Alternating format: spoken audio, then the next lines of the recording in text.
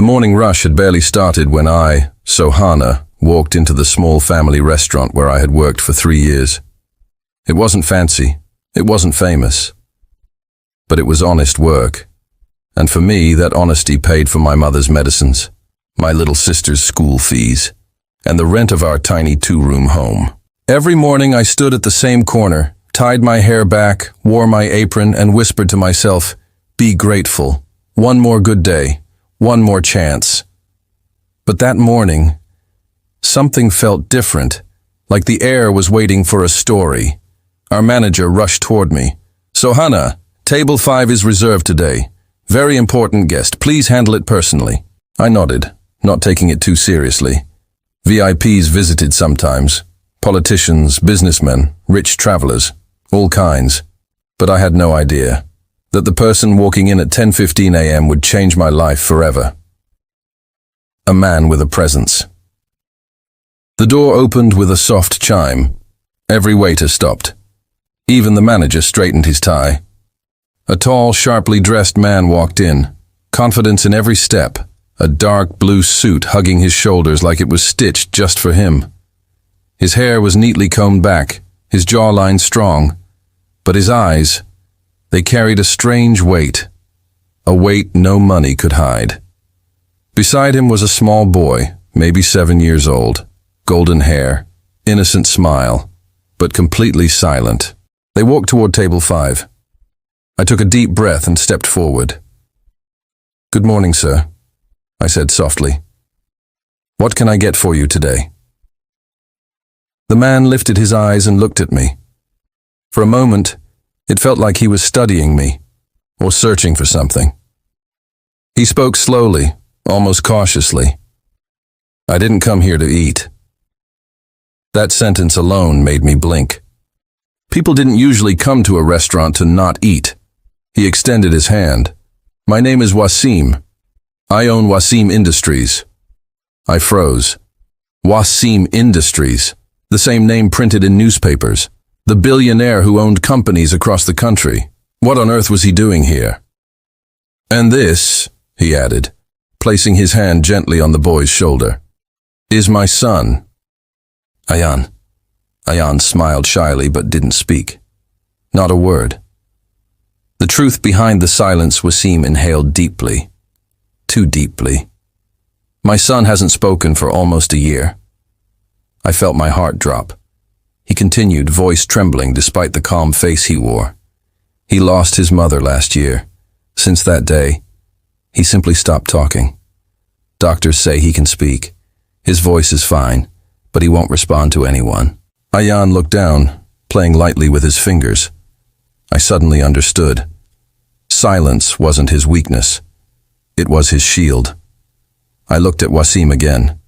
This billionaire with perfect hair and a perfect suit, but breaking inside like any other father. And then he said something that surprised me. "Someone told me about you." "Me?" I blinked. "Who?" "Arif, one of your staff. He said, 'You're good with children, really good.'" He paused. "And Ayan noticed you the moment we walked in." I glanced at the little boy. He was watching me with wide, curious eyes. Children didn't hide their emotions. If he was comfortable even a little, that meant something. The offer no one would believe, Waseem reached into his coat and took out a small walkie-talkie, a simple communication radio. He placed it gently on the table. And then, he said the sentence that made my entire world stop. "If you can make my son speak, even a single word, I will buy this entire restaurant and put it in your name." I literally forgot to breathe. "Well, what?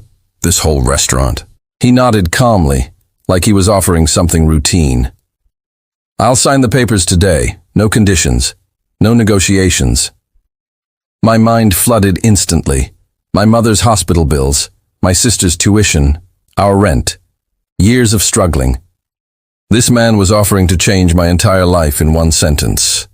But he wasn't bargaining. He was begging. Not with words, but with his eyes. A father's eyes. "I don't need a guarantee," he whispered. "I just need hope." For a moment, I didn't see a billionaire. I saw a man drowning, reaching for anything that could make him believe his son would speak again.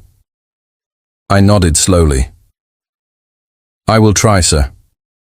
I can't promise, but I will try. He exhaled, the kind of exhale that sounded like someone had been holding their breath for months. The first try. I sat down beside little Ayan. He watched me carefully, uncertain but curious. I smiled and held up the walkie-talkie. Look, Ayan, do you know what this is? This is a mini radio. We talk into it, and someone on the other side hears us. His eyes sparkled a little. See? I pressed the button. Sohana to kitchen. Can you hear me? A second later, a cheerful voice replied, Copy that, Sohana. Ayan's face lit up like sunlight breaking through clouds. He reached out, shy at first, then confidently, and touched the walkie-talkie. I placed it gently in his hands. He held it like it was magic. Waseem leaned forward, gripping the edge of the table. His eyes were locked on his son, full of trembling hope. I lowered my voice. Ayan, would you like to try? You only need to say one little word. Just one. Your papa is listening. Ayan's tiny hand wrapped around the button. He lifted the mic toward his mouth. My heart raced. Waseem's hands shook. The entire restaurant seemed to freeze. Ayan inhaled. His lips parted. He leaned toward the mic. He tried. He really tried. But silence. He lowered the mic slowly. His little shoulders dropped. He looked ashamed, as if he failed us. I instantly touched his hand. Ayan, it's okay. I'm proud of you. You tried, and you're brave. He looked at me and gave a tiny smile. A broken smile, but a beginning. Waseem's eyes filled with tears he didn't want anyone to see. Thank you, he whispered, for not giving up. He didn't know. I had no plan to give up. Not on Ayan. Not on this story. Not on this chance. Because something told me, this boy will speak. Just not yet, and not for the world. But for someone who finally understood his silence. Waseem left us alone for a few minutes, pretending to take a phone call just a few steps away, but it was obvious he was watching us from the corner of his eye. His hands were clasped tightly behind his back, as if he was holding the whole world together. Ayan kept the walkie-talkie in his lap, gently running his thumb over the button. I noticed something. He wasn't afraid of the device. He was afraid of using his voice. So I spoke softly, like talking to a friend. You know, I was scared of speaking once too. Ayan looked up, curious. I continued. When I was your age, I used to hide behind chairs whenever the teacher asked me to read aloud. My voice would shake like a scared kitten. A faint smile touched Ayan's lips.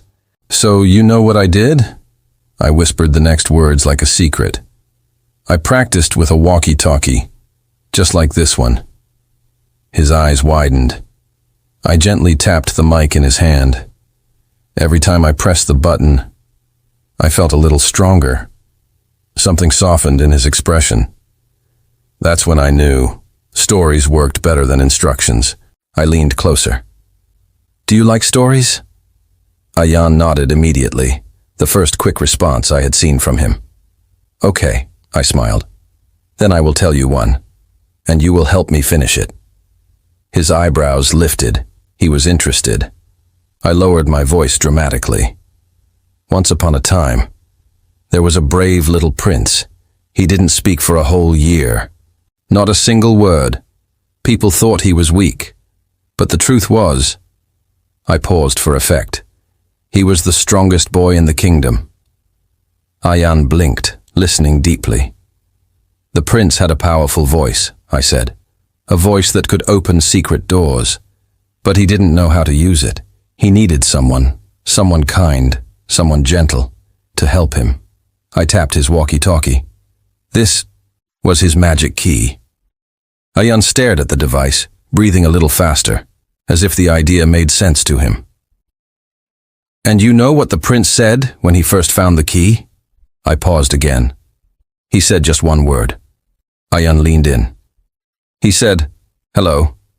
Ayan swallowed, and I didn't miss it. His chest rose slightly, the sign of someone preparing to speak. I lifted the walkie-talkie toward him. "Ayan, do you want to say hello to our kitchen team? They're waiting, and they're very excited to hear you." He hesitated, then held the walkie-talkie to his mouth. His thumb pressed the button. The entire room went still. Even Waseem, pretending to scroll through his phone, froze mid-motion. Ayan's lips parted. A sound escaped. Tiny, soft, unsure. But not a word. Just a breath. He let go of the button immediately and turned his face away, frustrated. His shoulders tensed, eyes dropping to the tablecloth as if he had disappointed everyone again. I quickly touched his hand. "Ayan, listen to me." He looked up slowly. That was not silence. That was courage. And courage always comes first. Ayan exhaled shakily, but the tension in his small body eased. Waseem stepped forward now, unable to hold back. "Sohana, is he doing okay?" "Yes," I said confidently. "Better than okay." Ayan looked at his father. Waseem bent down to his level. "Ayan, I'm proud of you." His voice cracked. "You don't have to speak today or tomorrow. Just be happy. That's enough for me." The boy touched his father's sleeve. Not a word, but a connection. I decided to try something different. "Sir," I said to Waseem, "can Ayan and I go outside for a moment? Just to the garden area? He might feel more free there."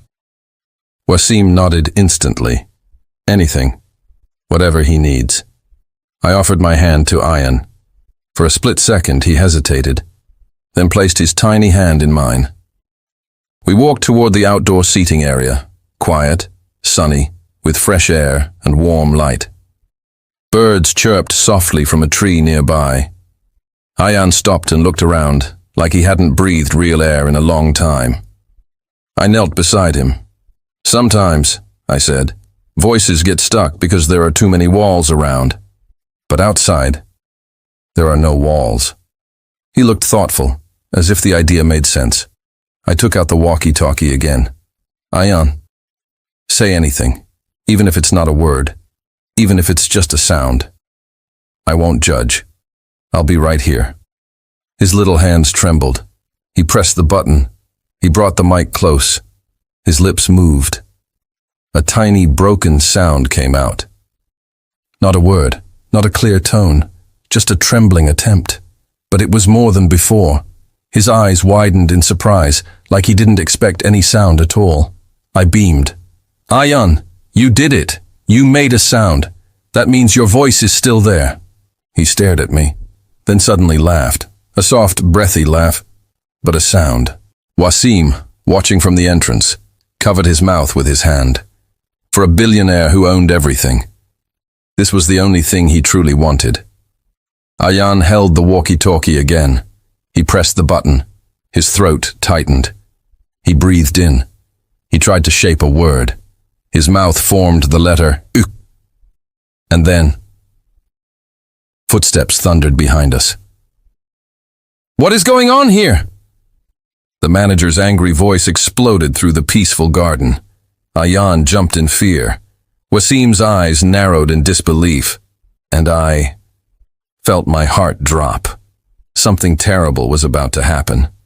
The manager stormed into the garden like a man possessed, his face red, tie crooked, and frustration boiling in every step. "What is going on here, Sohana?" he shouted. "You left the customers inside, brought a child out like this, and—" He stopped mid-sentence when he finally noticed who was standing behind us. Waseem, the billionaire, the man who could buy 10 restaurants before breakfast. Waseem stepped forward slowly, eyes dark with warning. "Are you speaking to her?" he said in an icy calm voice, "or shouting at her?" The manager froze. Sir, I didn't know." Sohana gently pulled Ayan closer to her, shielding him from the sudden noise. "Your shouting scared my son," Waseem said, voice dropping even lower. And that is something I do not tolerate. The manager swallowed, stepping backward, hands shaking. I'm so sorry, sir. I didn't realize. You never realize, Waseem snapped. You shout first. Think later. That is why your staff fears you. The manager looked like a child being scolded. Waseem turned to me and the irritation on his face melted. Is Ayan okay? His voice softened instantly, full of worry. He's all right, I said gently, just startled. Ayan held my arm tightly, his body still trembling slightly. I crouched beside him, brushing his hair softly. It's okay, Ayan. No one will shout again, I promise. He looked at me, eyes big, trusting, a little damp. Waseem knelt too, touching his son's shoulder. I'm here, he whispered. You're safe. Ayan blinked slowly, the way children do when they're calming down. His tiny fingers curled around Waseem's sleeve. That one small gesture. It broke something inside the billionaire. A tear slipped down his cheek before he could hide it. I've failed him so much, he whispered, voice cracking. No, I whispered firmly. You're a father, and you're trying. That's what matters. Waseem nodded, wiping his face quickly before anyone could see. Then he looked at the manager. I don't want to see you anywhere near my son again. The manager nodded frantically. Of course, sir. I'll go inside now. As he hurried away, nearly tripping over a chair, Ayan actually let out a tiny giggle. Just a breathy little sound, but real. I smiled. Waseem's eyes softened again. See, I whispered to Ayan. You're brave. Even after being scared, you can still smile. That's strength. Ayan looked at the walkie-talkie in his hand, as if remembering why we came outside in the first place. He pressed the button. His little thumb trembled. His chest rose in a deep breath. I leaned forward, heart pounding. Waseem held his breath too. Ayan opened his mouth and tried again. This time, a small sound came out, a shaky, soft, almost whisper. Ha. It wasn't a full word. It wasn't clear, but it was a beginning. Waseem gasped softly, covering his mouth with his hand. Ayan, he whispered, you're getting so close. Ayan stared at the walkie-talkie in shock, like he couldn't believe his own voice had returned to him even a little. I put my hand on his small back. You're not failing, I said. You're learning, and learning takes time. He nodded slowly, deeply, as if that single sentence reached somewhere inside him. Then he did something none of us expected. He took my hand and led me toward the garden bench. He wanted to sit next to me. Waseem watched with a mixture of relief and awe. He likes you, he said softly. No, I smiled. He trusts me. That's different, and far more precious. Ayan leaned his head lightly against my arm. Waseem stared at us for a long moment, eyes watering again. You're doing more for him in 20 minutes, he whispered, than the most expensive therapists did in a year. Before I could respond, Ayan gently pulled the walkie-talkie toward his chest and looked up at me with a question in his eyes. I understood. You want to try again? I asked. He nodded. Waseem's heart nearly jumped out of his chest. Ayan raised the device, pressed the button. He inhaled, lips trembling, throat shaking. He was about to speak, but right then, a loud crash echoed from inside the restaurant. A woman screamed, glasses shattered, and someone yelled, "Call an ambulance!" Waseem shot up. I stood instantly. Ayan froze, fear returning to his eyes. Something bad, very bad, had just happened inside. Waseem didn't come to the diner for the next 2 days, but his son's words stayed with me. I trust you. Every time I replayed them, something tightened inside my chest. Something protective, something warm, something terrifyingly new. I tried to tell myself it was nothing. Just a child opening up. Just a billionaire being kind. Just another day in my small, fragile life. But the truth was, nothing felt just anymore. On the third morning, when the door chimed and I looked up, Waseem walked in. This time without his security, without his polished formality, without the guarded expression he always carried. He looked almost humanly tired and strangely hopeful. Sitting across from me, he rubbed his forehead and exhaled. "He didn't sleep last night," he said softly. He kept asking, "Sohana coming?" My breath caught. "He asked for me? With words?" Waseem nodded. Not the billionaire nod, not the controlled businessman kind. This one was small, vulnerable, real. "Yes," full sentence. My throat tightened and I blinked too fast. "He's improving," I whispered. "He's improving because of you."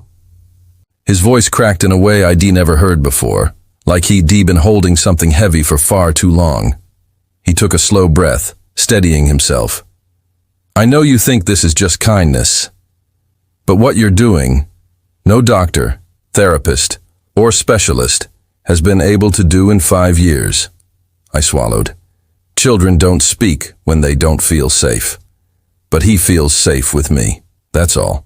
"That's everything," he replied. Before I could answer, the diner door burst open. A woman, elegant, tall, furious, marched straight toward our table. Her heels clicked like gunshots. Waseem stiffened immediately. "Oh no," he muttered under his breath. The woman stopped in front of him, glaring at me first, then him. "So this is where you disappear every morning?" she hissed. "Not now, Maria," he said tiredly. My heart dropped. Maria. The name sounded expensive, familiar, cold. She turned to me with a stare sharp enough to cut. "You're the waitress he's been wasting his time on?" I stood frozen, gripping my apron. Waseem's jaw clenched. "Maria, stop." "Oh, I will," she snapped, "after I take what's mine." She grabbed the chair beside him, sat down, and crossed her arms. "She's my son's mother," Waseem whispered to me, low enough that only I heard. "But she left. Years ago." My chest tightened. Maria leaned closer to him. "You think you can raise him without me? He is my son, and I came back to take him." The diner fell silent. Even the clatter from the kitchen froze. Waseem went pale. "You can't just walk back into his life and—" "I can," she interrupted. "And I will." Then her gaze slid to me, eyes narrowing. "And you? Stay away from my family." I felt something inside me crumble, not because of her words, but because of the fear I saw spark in Waseem's eyes. Fear of losing his child, fear of losing progress, fear of losing something he hadn't said aloud yet. I stepped back from the table, my hands trembling. Waseem stood suddenly, almost knocking his chair over. "Sohana, don't go, please." But I couldn't breathe, couldn't think, couldn't stand between a mother and her child, even a mother who had abandoned them. I need a minute," I whispered. I fled toward the back door, my chest tight, my vision blurry. But before I could push it open, I heard a small, fragile voice behind me. "Sohana?" The world stilled. It was a child's voice, clear, steady, calling my name. I turned slowly, and there he was, Waseem's son, standing by the entrance, tiny hands gripping the doorframe, speaking for the second time in years. "Sohana, don't leave." My breath broke, and behind him, Waseem's eyes filled with tears. For a moment, the entire diner froze, every sound, every breath, every heartbeat hanging suspended in the air. The little boy's voice still echoed in my mind. 2 words, 2 tiny, trembling words that felt heavier than the world itself. "Don't leave." I knelt down slowly, afraid that if I moved too fast, the moment would shatter. His small feet padded across the floor until he stood right in front of me, his eyes wide, uncertain, but brave. "Hey," I whispered, my voice shaking. "I'm right here." He reached out, hesitant at first, then wrapped his little arms around my neck. A soft, shaky hug. My breath caught. Behind him, Waseem pressed a hand to his mouth, overwhelmed. Even Maria blinked, stunned, as if she couldn't believe what she was witnessing. When the boy finally pulled back, Waseem hurried over and gently knelt beside him. "Say it again," he whispered, not as a billionaire, not as a businessman, but as a father desperate for hope. "Tell her." The boy looked at me, swallowed, then whispered again. "I want Sohana." My eyes burned. His voice, it wasn't just words, it was trust, safety, connection, the very things he'd been robbed of for so long. Maria stepped forward suddenly, her heels scraping sharply against the floor. "This is absurd," she snapped. "He can't just magically speak because of some waitress."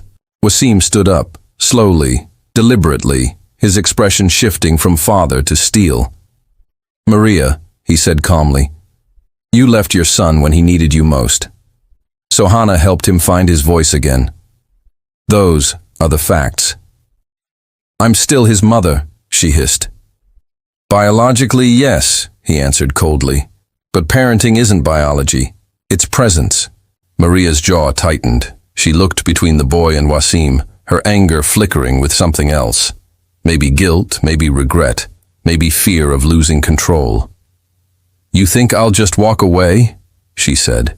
"You think I'll let her replace me?" Waseem took a step closer to her, lowering his voice. "No one is replacing anyone, but he chooses who he feels safe with. And right now, that's her." She stared at him, breathing heavily. Then her gaze fell on the boy, standing close to me, holding my apron like a lifeline. For a moment, her expression cracked. "He wouldn't even look at me when I tried to talk to him," she murmured. "He looked terrified." Waseem's voice softened just a fraction. "He remembers everything, Maria. Children don't forget pain." A long silence followed. Maria glanced at me, her eyes still sharp, still guarded, but something inside them had changed. Less attack, more realization. Before anyone could speak again, the boy tugged my sleeve. "Sohana, sit," he whispered. My heart melted. I sat in the booth and he slid in beside me, leaning his tiny head on my shoulder. Just like that. Like it was the most natural thing in the world. Waseem watched us, something fragile and hopeful flickering in his eyes. Something he'd been afraid to admit, even to himself. Maria swallowed hard, then grabbed her purse. "I need time," she muttered. "Time to think, time to understand him again." Waseem nodded, relief mixed with tension. "Take all the time you need." Without another word, Maria pushed open the diner door and left. The bell jingled softly behind her. Silence settled again, gentle, warm, comforting this time. Waseem turned to me. "I'm sorry," he whispered. "You didn't deserve any of that." I shook my head. "I'm just glad he's okay." He stepped closer, his voice low and sincere. "You're not just helping him," he said. "You're helping me too. In ways I can't even explain." The boy nestled closer into my arm, content and safe. And as Waseem watched us, something unspoken began to take root between us. Quiet, steady, undeniable. Something that felt dangerously close to fate. The rest of the customers trickled out, and soon the diner was quiet. Just the three of us sitting in a small booth, the soft hum of lights filling the silence. The boy still leaned against me, his tiny fingers holding my sleeve as if letting go would break something inside him. Waseem slid into the booth across from us, his expression gentler than I had ever seen. For the first time, he didn't look like a billionaire, or a man who carried an empire on his shoulders. He looked like a father, and a man who was finally breathing again. "He hasn't sat this close to anyone in years," Waseem murmured. "Not even me." His voice cracked on the last words. I stroked the boy's hair lightly. "Children know who sees their heart. That's all." Waseem looked down, almost ashamed. I tried everything. The best hospitals, specialists, speech therapists. But he always shut down. Wouldn't talk. Wouldn't look at anyone. And I blamed myself for that. I frowned softly. You did the best you could. He shook his head. No, I hid behind money. I tried to fix emotional wounds with financial solutions, and I lost years with my own son. Before I could respond, the boy stretched his small hand across the table toward his father, slowly, hesitantly. Waseem froze.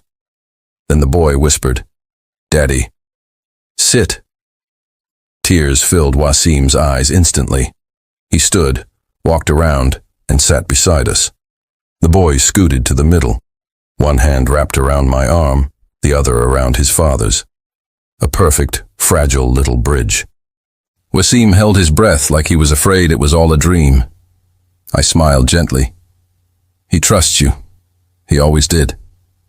After a long moment, the boy looked up at me and asked something so soft I almost didn't hear it. "Sohana, come tomorrow?" I blinked hard. "Yes, I promise."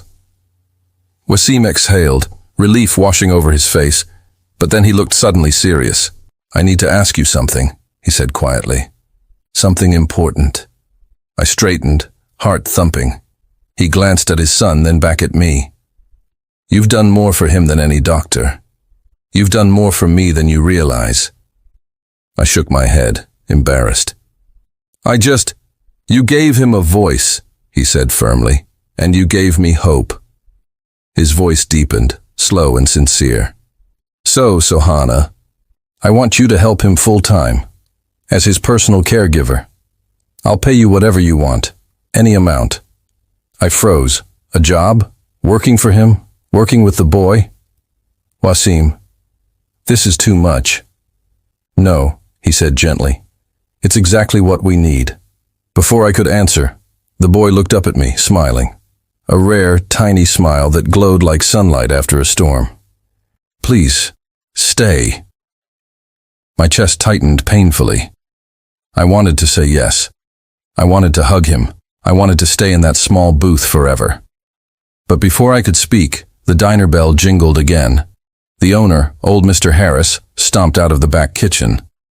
"Sohana," he grumbled, "your shift ended an hour ago. Stop giving free overtime. Go home." Waseem stood up instantly. "How much to buy this place?" Mr. Harris blinked. "Excuse me?" Waseem repeated calmly. "The diner. Name your price." My eyes widened. "Waseem." He looked at me, serious but warm. "You gave my son his voice," he said softly. "Let me give you a home." The boy hugged my arm tighter, and that moment, that tiny spark in his eyes, I felt something inside me shift, like destiny opening a new door, a door I never expected, a door that might change all our lives forever.